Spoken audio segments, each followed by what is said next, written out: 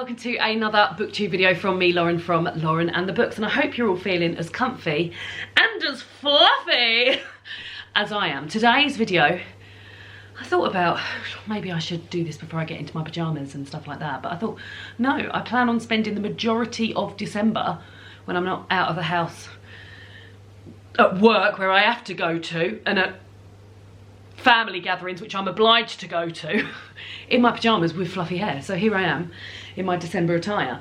Today's video we're going to be talking through the books that I plan to read in the month of December. And there's a second shelf there, and books here as well. These aren't all going to get read, but it's December and that means Christmas reading, and I do a lot of Christmas book reading in December. And then it stops abruptly on the 24th of December, never to be read until next year.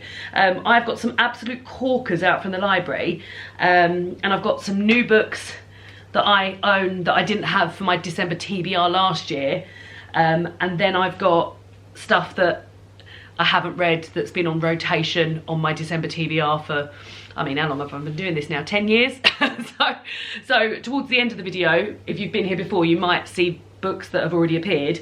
If you're new this year, then great, all of these are new for you. Do let me know down below what you are planning on reading in the month of December. Do you read Christmassy books? I'm going to put my foot up for optimum comfort. Do you read Christmassy books? Look at that. I'm going to start with what I am reading. Sorry about the bad, what's that called? Defensive body language there. At the moment, I am reading, I've got 2 books on the go. Two audiobooks? Yeah, and 2 audiobooks. And I have plans to read and finish this one, which we'll get onto tonight. So I am reading, this isn't Christmassy at all. This is Bob the Robin, a love letter to Britain's favourite bird by Tony Putman. I mean, look, it looks Christmassy, doesn't it? It's red, it's got a robin on the front, equals Christmas. But turns out, guys, robins are around all year round, not just for Christmas. And David bought me this last year. Last year I did 2 Pass the Parcels, one for my family, one for David's family, and in there was books. And I bought some new books for people, and I'd also sort of recycled some of the books that were on my shelf that I thought, oh, I think David's sister might like to read this, or oh, I think my mum might like to read this. But I've only done that once this year. I've only done that for my family. By the way, I've been chopping beetroot out there, so that's why my hands are pink. But David, I've done this for my family a couple of years now, but I never include myself. But last year David said, oh, let me buy you a book, and I'll wrap it into there. So this was one of them, the other ones to come up. And I started reading this last day of November. And yeah, as suspected, not Christmassy at all. But this will be read this month. I saw it, there was a lot of copies of this in foils in Westfield when I went yesterday. So maybe this was very, very popular last year. Was it last year that it came out? Yeah, 2024. It's about a man who is a gardener and his time and life spent with robins. He obviously has a lot of contact with robins being a gardener. And one particular robin, Bob the Robin, who he sort of befriends over COVID and lockdown and things like that. But yeah, I wouldn't recommend for a Christmassy book, but I went to it thinking it was Christmassy, and I am reading it at the moment. Then the library book I'm reading A Lively Midwinter Murder by Katie Watson. Da, da, da, da. I've read another one of these books in this series. I don't know how many there are now. Does it say? Oh God, there's loads. 1, 2, 3, 4, 5, 6 including this one. Oh no, 5 including this one. So I've read the 3 Dahlias. So I read the 3 Dahlias during when I was doing Augusta Christie. Do you remember when I did a month where I read in August lots of Agatha Christie books or Agatha Christie inspired books? And Dahlia Lively, the character, how can I explain this? I'm just gonna have to. So there's a character who's been created called Dahlia Lively, who is a little bit like Miss Marple, the Agatha Christie character. And in the 3 Dahlias, which is the first book in all of these series, you see the 3 different women who have portrayed Dahlia at different times during her life. And those sort of Dahlias all come together and solve a crime. So that is what is happening in this book. They've gone to a Christmas wedding on the 21st of December. There's a Christmas Eve wedding, and they've gone to a remote island in Scotland to be at that wedding. And already a body has washed up on the beach. It's only the 21st of December, guys. We haven't even got to Christmas Eve yet. So yeah, I'm very early into it. I'm only 40 pages in, but it feels cozy. as cosy as a body washing up on the shore of a Scottish remote island can be. But yeah, I think I'm gonna, yeah, I think I'm gonna have a good time. And then 2 books which you will be very familiar with that do the rounds every year on this channel. The first one is Nigel Slater, The Christmas Chronicles. I'm working my way through this, reading a little bit a day. I've finished today. I've been listening and reading, and I listened today to the 2nd of December, which we were talking about Christmas markets, I think, and I was doing my wrapping up as well. And then the other book I'm listening to is Christmas Days by Jeanette Winterson, which is a massive favourite of mine, which is 12 short stories and 12 sort of excerpts or little memoir sections from Jeanette Winterson's life, set in the run up to Christmas. And yeah, I'm listening, and I just fucking love listening to it, guys. I've been listening to it for years and years. When I used to have to commute a long way to work, when I used to drive to work, like a long way, I used to listen to, like, I used to get through so much of that book, and now it's a bit harder because I don't have as far to drive anymore, but yeah, I'm having a lovely time, and I'm currently listening to day 1, so even though it's the 2nd of December, I'm hoping once I finish this video to go and finish it off listening to day 1 and listen to day 2 as well. So there we go. So those are the books I am reading. Should we talk about the book club books before we move on to these? Yeah, let's. So I've just been today to my WI book club at my local library, and the book that we are reading for Christmas is Christmas Around the Village Green by Dot May Dunn. This is in a World War II rural village. Family means the world at Christmas, and this is non-fiction, I believe. Yes, it is, about Dot May Dunn and her Christmases as a child. She's also written the book, which I did recognise the name of, Bread, Jam and a Borrowed Pram. I think these are a little bit like the Call the Midwife books in terms of sort of like excerpts from people's lives at a particular time in history.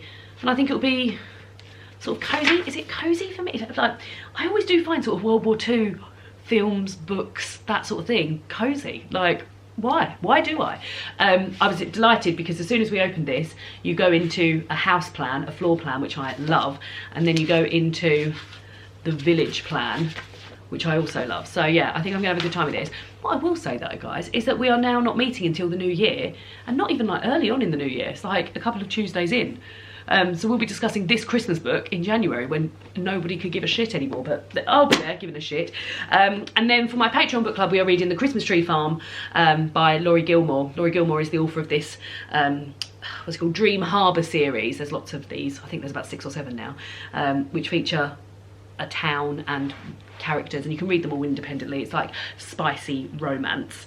I'll tell you a story about this book because David and I are reading this for Patreon Book Club. You can still join Patreon Book Club if you'd like. You can't, the vote can't happen or anything, but you can join Patreon Book Club and we will be reading and discussing this on the 21st of December. The link is down below as ever. I knew I had a copy of this. I'd been kindly sent all 3 books from the publisher last year, and I knew I had a copy of it, and I'd lent it to my mum and my sister last year, and myself didn't get round to reading it. And my mum said, no, I haven't got it. My sister said, no, I haven't got it, but I'll check in the loft anyway. She checked in the loft, it wasn't in there. I also have a copy of this on my Kindle because it was like 99p, and I thought, oh, well, I'll buy that because that'll be useful at Christmas if I get round to reading it, or if David wants to read it. He keeps saying he wants to read one of the books on my Kindle. And my sister has my Kindle at the moment because she's taking, I'll be honest, probably about 6 weeks to read Hedge Witch. Is it Hedge Witch? Wood Witch she's reading. So we've gone from having 2 copies of it to having neither of them. Charlotte's saying, oh yeah, you can have the Kindle back. I'm at 60%, I'm at 81%. David needs to start reading. David's not a faster reader as me. So in the end, I ended up having to buy a copy of this book so that David could read it. David starts reading it. My sister says to me, oh, guess what? I found this copy up in the loft. Sneeze going. And you can have your Kindle back now. So we've got from having no copies to having 3 copies. I do need to start this because David has read 3 chapters and he's like, I really want you to read it so we can talk about it at the same time. Oh, whoever was reading it got this far. So I will get round to reading this soon, and there'll be an initial thoughts video of this going up on my channel, on the Patreon feed, where David and I will both be talking about our initial thoughts. So there we go, that is currently reading and book club. Shall we move on to the library books? And some of these you might have appeared in reading vlogs, or if you recently listened to Philippa from Quick Book Reviews, her Christmas episode of her book podcast, we talked about 5 books each that we wanted to read over Christmas that we were excited about. So let's get going. Okay, so we'll go for the one that doesn't look very Christmassy first, and potentially isn't Christmassy. This is a Persephone book, a new Persephone release called Crooked Cross by Sally Carson. Persephone are an independent publisher, and they republish normally women's fiction from the past, and this was published by Sally Carson, who was born in 1902. She died in 1941 of breast cancer.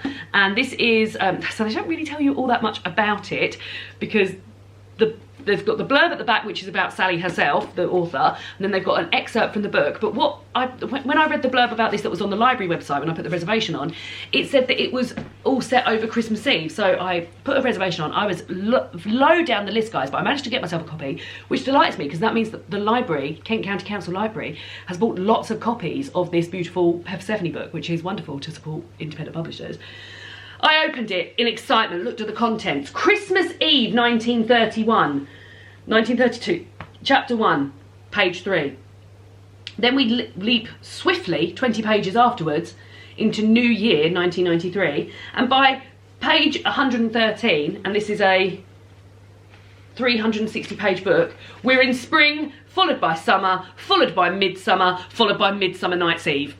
So we've got about 20 pages of Christmas Eve, a little bit more of New Year's Eve, and the rest is summer. So, but there is, like I said, there's loads of reservations on this, so I'm either got to make a decision about it and read it, or put it back and put another reservation on it, but I think it'll be great. Crooked Cross. Then I've got Jingle Spells by Emily Grimoire. This is about Delilah. She hates Christmas, and she's a strong, independent witch who has finally left her hometown of Oakhaven and is off forging her own path. But an emergency drags her back in time for the holidays. Jasper is a human who also hates Christmas. He's attempting to avoid the festivities when he stumbles in to the magical world of Oakhaven, a place which definitely isn't supposed to exist, and sees things which should be impossible.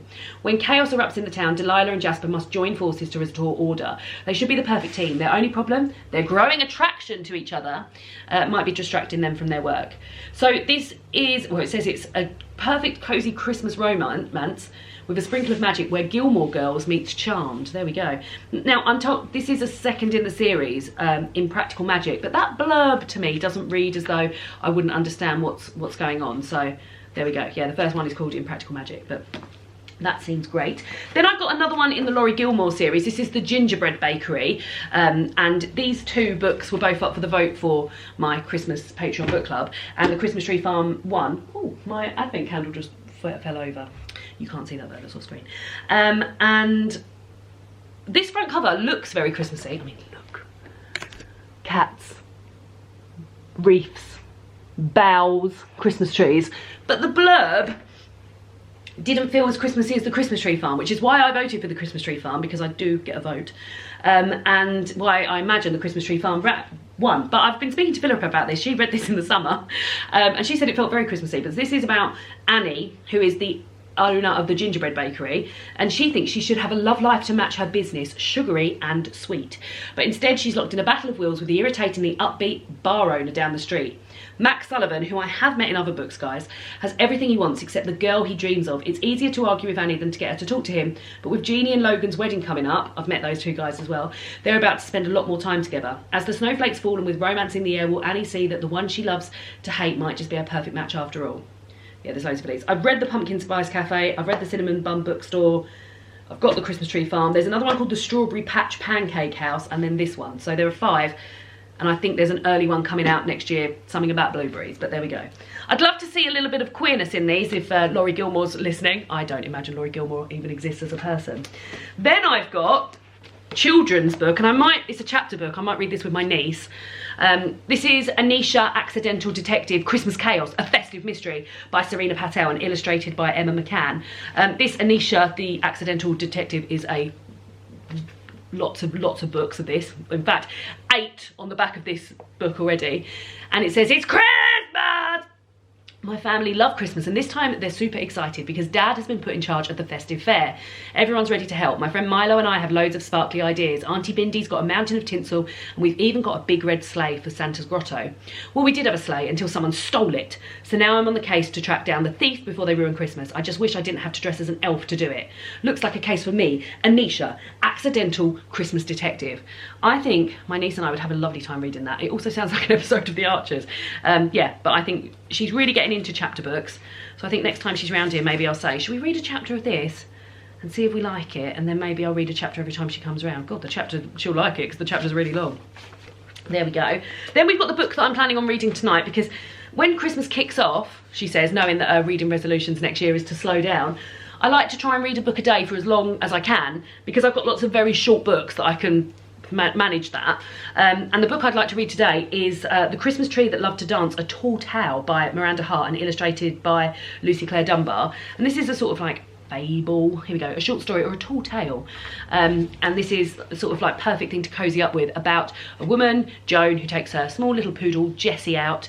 And while she's out there, they discover a Christmas tree that has been dumped, and then that Christmas tree befriends them, and onwards we go. But the illustrations look adorable. And yeah, like Miranda said on the back, hello to you. I've written a short story, or a tall tale as I like to call it, because I believe we all deserve moments to cozy up with something simple yet joy-filled and uplifting.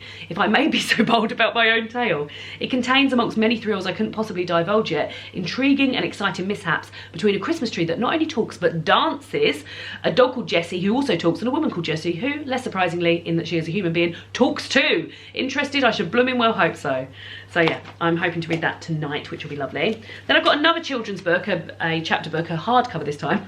This dog makes me laugh so much. This is Barry Saves Christmas, written by Stephen Mangan and illustrated by his sister Anita Mangan. I mean, you need to have a look at this. Look at that dog. And this is about Barry, the St. Bernard dog. It says here, I was minding my own business. Okay, fine. I was chasing a pesky squirrel when suddenly, wham, Christmas was in danger. Can a world champion snooze machine really save the festive season? You're about to find out. So yeah, this might be another one that I have a look at with my niece. Oh, look at that page with lots of bunnies. That is a lot of bunnies. There we go. Then I've got this, which is, I believe, set on Christmas Eve. This is Best Wishes from the Full Moon Coffee Shop by May Mokizuko and translated by Jordan Taylor. It's an international bestseller, guys. And it says, at the Full Moon Coffee Shop, we don't take your order. Instead, we bring you desserts, meals and drinks selected just for you. Oh, it is at Christmas. I was thinking, none of this sounds Christmassy. In Japanese myth, cats are symbols of good luck. If you are kind to them, they'll return the favour one day. And if you are kind to the right cat, you might find yourself invited to a celestial cafe. The Full Moon Coffee Shop normally materialises on the night of the full moon, with one exception every year. This Christmas, the sagacious, oh, I don't know what sagacious means, cats open their doors once more to all lost souls in need of a guiding light. The season's first customer, Satomi, catches wind of her boyfriend's plan to propose on Christmas Eve and feels torn between love and success. Her disaffected intern, Kyoku, has her own reasons for dreading the day ever since her father died in a car accident, and Yunko's estranged father has fallen gravely ill, driving her to visit home after decades away. In this festive follow-up, she hasn't read the first one, to the cosy classic, the customers of the Full Moon Coffee Shop stand at a wintry crossroads in their lives. With the help of some feline divinations, will they find the courage to follow their stars into the new year? Well, that just sounds lovely, doesn't it? God, they all sound so lovely and cozy. Oh, so the Full Moon Coffee Shop is the first one. This is called Best Wishes from the Full Moon Coffee Shop. Well, the front cover is gorgeous.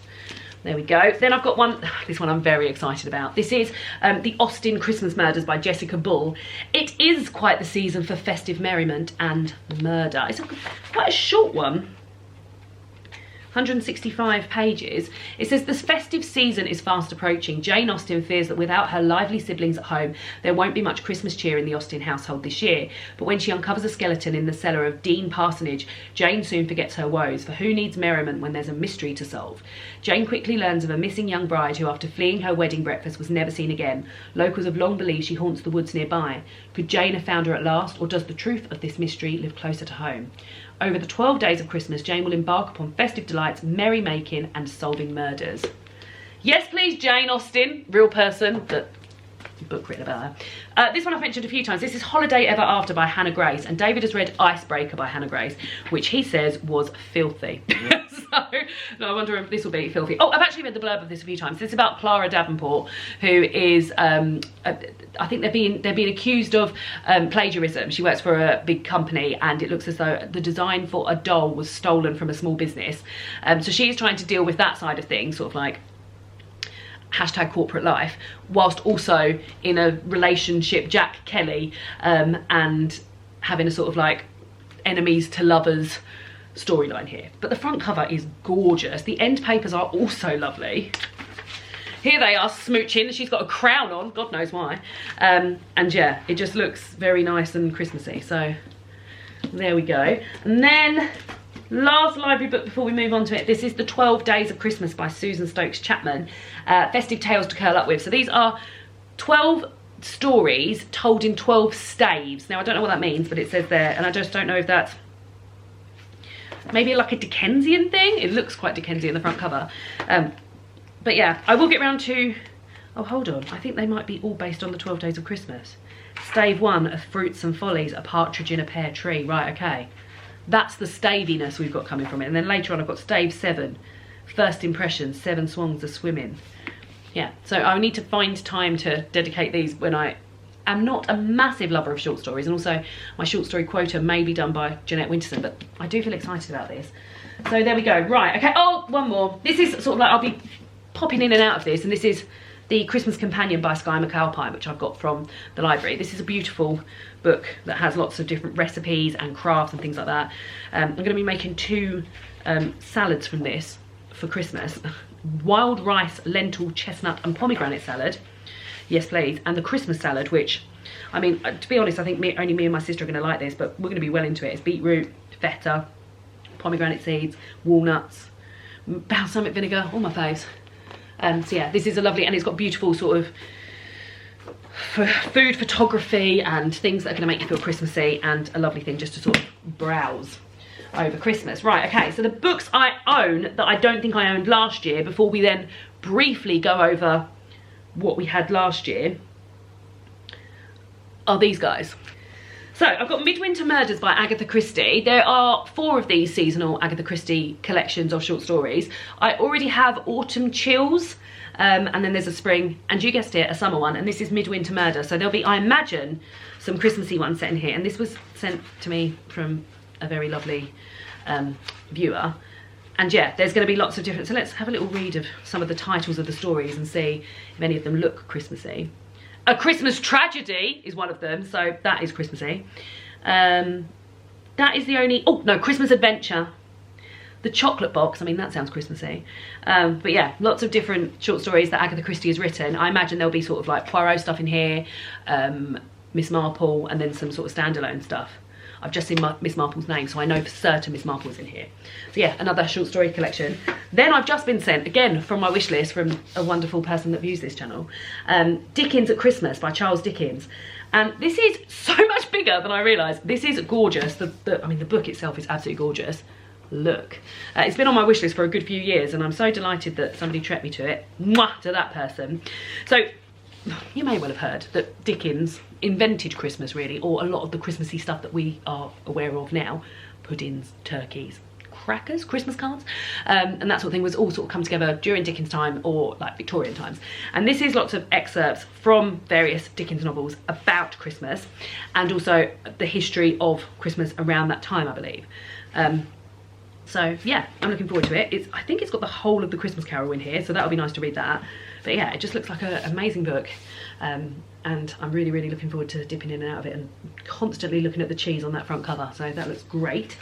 Another one, I've got, people do love to send me Christmas books, and I love those people that send me Christmas books, but this one, this happens rarely, but somebody got in touch with me and said, I would love to send you a specific book that I think you'll really enjoy, and it's not on your wish list. So we came to an arrangement, and this book was bought for me. This is Advent by Gunnar Gunnarsson. The front cover is lovely. It's got a man, a dog and a sheep on this sort of like beautiful vista. And this is Icelandic and sort of A few people have said, it's blurbed on here that it's sort of like the Icelandic answer to A Christmas Carol. It's translated by Philip Rowton. It says here, every winter in the days leading up to Christmas, Benedict walks into the snowy mountains of Iceland to rescue sheep lost in the blizzards. With his dog and his ram by his side, traversing wild snowstorms and crystalline nights, fueled by endless cups of hot coffee, Benedict dedicates himself to helping other living beings in need. It is midwinter in the harshest of landscapes, but this is a place of deep belonging and peace, brutal and remorseless, yet irresistible and indispensable. It is also a time of peace, filled with the anticipation of that special time of year, the days before Christmas, Advent. This enchanting Icelandic classic of one man's selfless quest at Christmas time has been newly translated into English for the first time in almost 90 years. So yeah, I'm very much, and it's just over 100 pages, so that is definitely a sit down and read it in one sitting kind of guy. I could look at that front cover forever. It's so lovely. And then I've got another one that somebody sent me. They sent me a poem for every day of Christmas, which is edited by Ali Aziri. In fact, I need to catch up on this. Oh, it's only the second. We'll be fine. I can probably do it in a minute. And I've got a lot of these books. I've got each of the seasonal ones of these. So Ali Aziri has done these collections of poetry that sort of run through the season. So during my Friday reading vlogs, although I haven't done it for a while, we're reformatting the Friday reading vlogs for 2026. At the end of those videos I would always close with a poem, and there's a lovely, this is Christmassy, and I can do that here. So the first, like I said, this is the second, today is the 2nd of December, so I need to read number 1 and 2. So the first one is Christmas is Coming, which is traditional. Do you know what? Should we read it now? Catch up. So, Christmas is coming, the geese are getting fat. Please put a penny in the old man's hat. If you haven't got a penny, a half penny will do. If you haven't got a half penny, then God bless you. And then, oh, I love this poem. 2nd of December is Wendy Cope's A Christmas Poem. At Christmas, little children sing and merry bells jingle. The cold winter air makes our hands and faces tingle, and happy families go to church and cheerily they mingle, and the whole business is unbelievably dreadful if you're single. There you go, she's caught up. Thank you. So yeah, I will continue to read a poem from this a day. And I love that there's like a mix of modern poems and the traditional poems in here as well. That can go on the currently reading pile. Then I've got, not from my wish list, David bought me this one last year, The Secret Christmas, a Measham Hall story by Anna Abney, and this was in my other, whatever one that the other one wasn't in, Pass the Parcel, Bookish Pass the Parcel. Now, I believe this is from a series of books called The Master of Measham Hall, The Messenger of Measham Hall, The Prisoner of Measham Hall, and this was published last year, and it's signed, and I believe that you can sort of read this and get into it. This is a special time of year, but this happens quite often, where there's like novellas and short stories and short books from a series of books that exist. So you can read the Christmas one, and then if you enjoy it, then you can go and read more. And this happened to me last year, because last year I read the Christmas version of the Reverend Richard Cole's book. He's got a series of books about a vicar that is investigating some crimes and stuff like that, and I listened to the Christmas one last year and I really enjoyed it, and I've got 2 of his books on my Kindle waiting to go, so yeah, hopefully this will happen with this one as well. So it says here, this is set in December 1653 in England. The Puritan Parliament has outlawed the celebration of Christmas, and while shops must stay open every day, the theatres have been forced to close their doors. After a period of exile, the royalist Hawthorne family have been allowed to return to their ancestral home, Measham Hall, just before Christmas. When a theatre troupe begging alms turns up on their doorstep, the family's Catholic tradition of hospitality and charity dictate that they must welcome the strangers in despite the risks involved. These magical and exuberant guests transform Christmas at Measham Hall into a secret celebration filled with theatrical performances, music and bountiful banquets, much to the delight of their children, William and Alethea. But Sir Nicholas is being watched carefully, and it's not long before the militia comes knocking. That does sound bloody great, and it's a short one. It's less than 100 pages. Oh, it starts with the menu of what they're going to eat on Christmas Day. Oh, I'm going to have a lovely time with this. And it starts with, and then on the 21st of December, it starts off with a recipe how to make good mince pies. There we go. She's going to love that. Then I've got Sleep in Heavenly Pizza, which is by Mindy Quigley. It says here, Mistletoe, Marinara and Murder. And this is part of a series of books called A Deep Dish Mystery. And I found out about this book because I was watching Darlin Desi's channel, which is the most aesthetically pleasing YouTube channel that there is ever. And she went shopping around Halloween to find Halloween books, and found the Halloween book of this, which I believe was called Ashes to Ashes, Crust to Crust. And then when I looked it up, I was like, oh, they've got a Christmas version of that. So here we've got it. So this is about pizza chef Delilah O'Leary, I think maybe the second Delilah we've talked about today, and her kitty companion Butterball, as they get into holiday spirit as Geneva Bay, Wisconsin, hosts the nation's premier snow sculpting contest. The annual event transformed the charming resort town into a wonderland of snow castles, ice rinks and cosy cups of cocoa. On the eve of the festival, though, a too-good-to-be-true Chris Mucker catering gig brings some frosty tidings and heralds an unexpected visit from Delilah's high-intensity older sister. Suddenly it seems that the holidays may not be the happiest season of all, and when one of the town's snowy sculptures reveals a chilling surprise, murder threatens to put the celebrations and Delilah's crew on ice for good. Yeah, it just sounds quite fun, doesn't it? So there we go. Those are the ones, I believe. In fact, I can probably move that into here now. So I've got all of the new... No, I can't. Not yet. All of the new ones. Do you know what? I can, because I can move that out because I'm planning on reading that tonight. God, she's now got... I've got so many bloody books on the go. That's obscene. And then... So... I think... Oh, one more thing. Book break sent me this. This is exciting. Spoopy Christmas by Mangatopia, who does amazing, like, very cutesy colouring books. And yeah, I think my niece and I are going to have a good time with this. Look at this. Here's an example of what you might expect in here. A fireplace scene with little Christmassy bats hanging above it, with presents and things. A mummy doing some Christmas wrapping. I think we're going to have a lovely time with this. So yeah, I might chop a few of these out and we'll get colouring. So there we go. But anything from this point on, if you've been here a few years, you may well have seen before. So I'm not going to go into deep detail about these, but any questions you've got, do please ask below. And even myself, or maybe somebody who's read the book, because these are all ones that I haven't read, I think.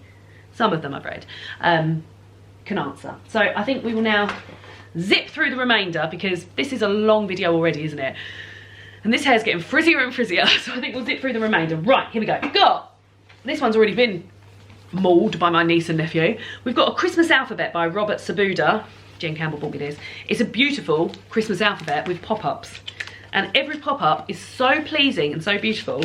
We have such a lovely time looking through this, and it's sort of become one that we get out every year. As is this one, A Cat Family Christmas, which has got over 140 flaps. And it's very, very wholesome, and it talks about the sort of 12 days in the run-up to Christmas. And guys, there is just non-stop flappage in here. This is so lovely, and this is one that my niece has already got out and has already been very, very excited about. So there we've got that one as well. Then I've got a cookbook. I don't know why this cookbook is here, but I'll show it to you. This is Advent, and this is recipes and crafts for the countdown to Christmas. I've made a few things out of here, and I actually saw a different colour front cover of this, so I don't know if they've brought out another one. Oh God, maple roasted veggies with polenta. I could have had that for dinner tonight. I'm having roast veggies. Porridge with orange segments. And then crafts and things like that. Hot winter smoothie. Bloody hell, lovely stuff. But that does need to go in the kitchen, but we'll move it out of the way now. And then we've got Paperback Town. God, I really hope I get to like at least one of these this year, just so that they can just have their moment rather than be in and out of my storage unit. We've got Murder on the Christmas Express by Alexandra Benedict, blurbed by Janice Hallett, that one. We've got Some Like It Cold by Elle McNichol. We've got A Merry Little Meet Cute by Julie Murphy and Sierra Simone. This is a series. This is the first in the series. I think there's about 4 of these now, so that'll tell you how long I've had that one for. Pride and Prejudice and Mistletoe by Melissa De La Cruz. Love Light Farms by B.K. Borison. There's a whole host of these, and I think there might even be another couple of Christmas ones of these. So yeah, I'm so excited about this the year I got it. We'll get around to that. Christmas at the Palace by Giovanna Sharika. The Long Shadow by Celia Fremlin. A Concert for Christmas by Helen Hawkins. I mean, you know I'm in a choir, you know I love that stuff. And then we've got some sort of like little mini...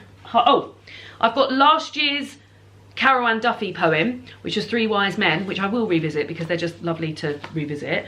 Then, while we're on the Carol Ann Duffy... God, I still haven't found... So, Carol Ann Duffy brings out one of these every single year. Oh, the reason this year's one isn't on here is because I've read it already. It's called A Ghost Story and it's very, very good. I read it last night. But I used to buy one of these every year and get them. And I had a whole host. Like, I've been doing it ever since I started this channel. So like over 10 for sure. And I think maybe Book Break sent me 1 or 2 one year. I can't find them bloody anywhere. But luckily, Book Break did send me a couple of years ago the Christmas Poems Anthology. So unless... I don't think I ever would think that, oh, let's get rid of them, particularly Another Night Before Christmas, which is my favourite. But this is all of the long form poems bounded up into a beautiful collection with all that lovely illustration. So yeah, this will be definitely being visited, particularly. Where is my favourite? Another Night Before Christmas, illustrated by Rob Ryan. I mean, scalloped edges, yes please, it's hilarious. I'm going to read you the first bit just because I love it so much. On the night before Christmas, a child in a house, as the whole family slept, behaved just like a mouse and crept on soft toes down red carpeted stairs. Her hand held the paw of her favourite bear. Stop it. So yeah, that will definitely be being revisited. And then those little hardback mateys I've got. Some from Macmillan's Collector's Library and some from Penguin Clothbound Classics collection. So I've got Poems for Christmas, which is introduced by Judith Flanders. I've got Classic Crime Stories, edited by David Stewart Davies. And I've got Round About the Christmas Tree, which is a miscellany, a lovely word, of festive stories, which is edited by Becky Brown. So there's poems, bits of books, little short stories, etc, etc. It's lovely. And I do like reading out of these little things. It does make me feel particularly sort of Victorian. There we go. And then she's going to have a lovely time putting these back. The little cloth-bound classics. I've got Arthur Conan Doyle, The Adventure of a Blue Carbuncle, which is the Sherlock Holmes mystery about, is it a diamond or something? A goose has swallowed a diamond, or a sapphire maybe. But yeah, so that's not, there's other stuff in here as well. Maybe not Christmassy. A Scandal in Bohemia. I don't think that's Christmassy. I feel like I remember watching the actual one about that. The Adventure of the Blue Carbuncle, which is about a goose on the run up to Christmas. The Adventure of the Speckled Band, The Adventure of Silver Blaze, and The Final Problem, which definitely isn't Christmassy. And then Virginia Woolf's Street Haunting, which is wintry, I think, more than Christmassy. The Nutcracker by E.T.A. Hoffman. I went to see The Nutcracker last year on the run up to Christmas with my mum, having not known anything about it, so I'm more familiar with that this year, so maybe I'll get round to that, she's saying. I mean, I've got so much to get to. I've got The Little Library Christmas by Kate Young. Kate Young makes these wonderful books which has recipes out of books and recreates them. And I've actually made the cake, the vanilla cake from the Anne of Green Gables one out of her big book. But this is a Christmas special and it's lovely to visit and sort of browse and things like that. I've got A Book for Christmas by Selena Lagaloff, and one of my lovely bookish friends sent this to me last year. And I had a lovely time reading it on Christmas Eve. And it was very, very calm and very, very nice before we sort of had people come round and all the presents were wrapped and everything. And I felt very, very smug. So I might save this again for Christmas Eve. And it came with a beautiful, beautiful bookmark. And then the last one, which I will read on Christmas Eve because David and I take it in turns to read this on Christmas Eve to each other. This is The Jolly Christmas Postman by Janet and Alan Olberg. You might know The Jolly Postman, which is a book by the very same authors. And I coveted these books when I was younger. Like, if I went to someone's house and they had The Jolly Christmas Postman or The Jolly Postman, God, you couldn't tear me away from it. And yeah, so you are following the postman's rounds, and again, you would have seen this many times, and then you're delivering the letters, and then you are taking out the letters, and you are able to read the letters. In this instance, this is a Christmas card sent to Baby Bear from Goldilocks. Cute. And David and I take it in turns to either read the poem or read what's in the envelopes. I know, we're adorable. So there we go. Those are all the books that I'm planning on reading this Christmas. I'm really looking forward to it. Let me know what you're planning on reading for Christmas. Let me know if you're planning on reading any of these books. I've got to post for a thumbnail now. And I'll see you all again soon for another Christmassy video. We're not doing Vlogmas, but there'll be some Christmassy videos. Better go and put some defrizzer on this hair.